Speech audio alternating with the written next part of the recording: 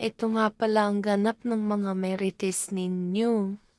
Dahil nga sa kasawing palad, namatay yung kalabaw namin kaya pupunta kami ng bukid at makikitsismis na din kung bakit nga pala namatay yung kalabaw namin.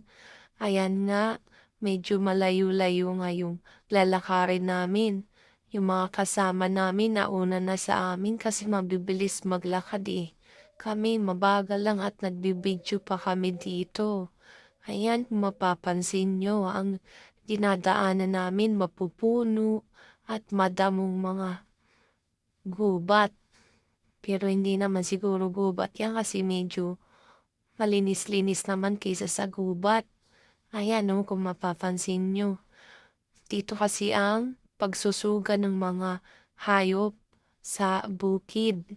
At ito na nga, nakarating na kami. Ayan nga ang tumambad sa amin, nakakaawa naman ang alaga naming kalabaw.